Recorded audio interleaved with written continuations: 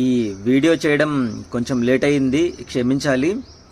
రీసెంట్గా జరిగిన NEET exam, national eligibility entrance test, అదే ఎంబీబీఎస్ చదవడానికి డాక్టర్ అవ్వాలనుకున్న వాళ్ళకి ఒక ఎంట్రన్స్ ఎగ్జామ్ ఉంటుంది కదా, నీట్ ఎగ్జామ్. ఇది ఆల్ ఇండియా లెవెల్లో ఉంటుంది.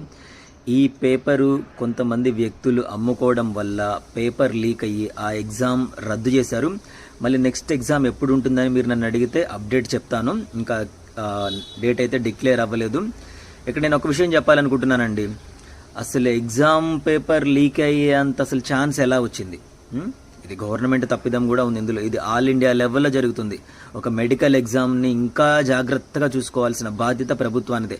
ఆ అమ్ముకునే వాడికి ఎలాగో సిగ్గులేదు, డబ్బుల కోసం అమ్ముకున్నాడు. ఒక్కొక్క పేపరు 2 లక్షల నుండి 5 లక్షల వరకు అమ్ముకున్నాడంట.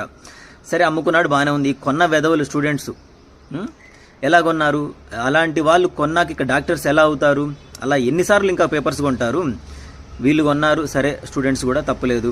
వీళ్ళ parents, students parents NEET exam కోసం పేపరు 5 లక్షలు పెట్టి కొనేంత అవసరం వచ్చిందంటే వాడు రేపు డాక్టర్ అయ్యాక ఎంతమంది ప్రాణాలు తీస్తాడు?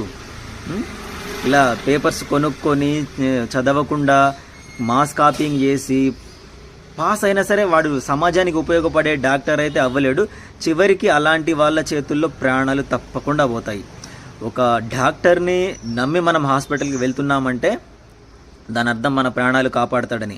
అలాంటి వృత్తిని కూడా, అలాంటి చదువును కూడా అవహేళన చేసి పేపర్లు అమ్ముకొని ఇందులో ప్రభుత్వం తప్పిదం ఉందా లేకపోతే ఆ సర్కిల్లో ఉన్న పనిచేసే వాళ్ళ తప్పిదం ఉందా అర్థం అవడం లేదు. ఏది ఏమైనా సరే ఈ కేసును ఆల్రెడీ సీరియస్గా తీసుకుంది గవర్నమెంట్, సిబిఐకి అప్పగించింది.